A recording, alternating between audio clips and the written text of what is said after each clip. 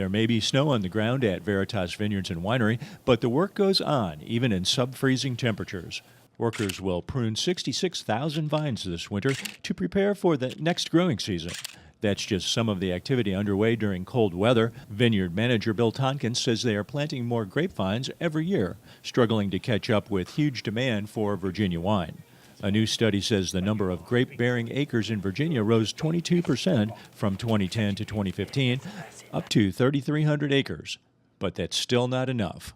There are not enough Virginia grapes. We're planting as fast as we can up on top of the hill up there. We've just planted 6 acres, and we've got about another 6 acres at least that we can put there. The acreage behind me, these are only 2-year-old vines, and just further to the right, we planted them this year. So we're forever planting grapes. Veritas Winery bottled more than 20,000 cases of wine last year, keeping winemaker Emily Pelton very busy. During the winter months, the cellar is a crucial part of the winemaking process. Workers must remove the clear wine from the top of each barrel, clear out the remnants, and then refill the oak barrels for more of the aging process.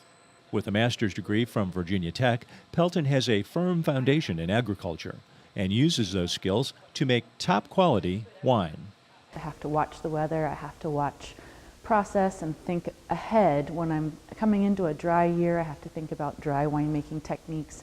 When I'm coming into a wet year, I have to prepare for that as well. But one of my biggest challenges, I am in agriculture, so early spring frosts, winter freezes, weather during harvest is one of my biggest challenges, really.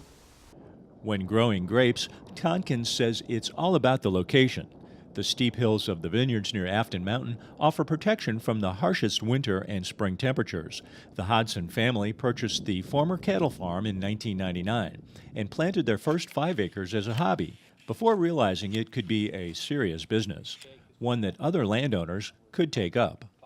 Please, if you're interested, we've got new grower workshops that people can attend through Virginia Tech. And that will tell you everything you need to know about growing grapes, but I'd encourage you to do so, because I can tell you that Veritas needs to buy more and more grapes each year. While winter is when finishing, blending, and bottling the wine takes place, Pelton says her favorite time of year is the harvest. That's when bringing in the crop and beginning the fermentation process takes place. That's when they see how well their stewardship of the vines has paid off. They have one chance to do it right, and each year is different. Wine is grown. It's not made in my cellar. I actually grow it outside in Virginia in the sun and the rain and in the hurricanes. It is an agricultural product, and there's a lot of heart put into every bottle of wine. Not only my heart, but the people working out in the vineyard, the people working in my cellar, my family. So wine is really a labor of love. A 2017 economic impact study notes that Virginia's wine industry contributes $1.37 billion annually to the state's economy, and that it has grown by 82% in the last 5 years. Part of that includes visits to vineyards and wineries, an important part of the state's agritourism industry. Best of all, you don't have to wait until warm weather to enjoy a Virginia vineyard.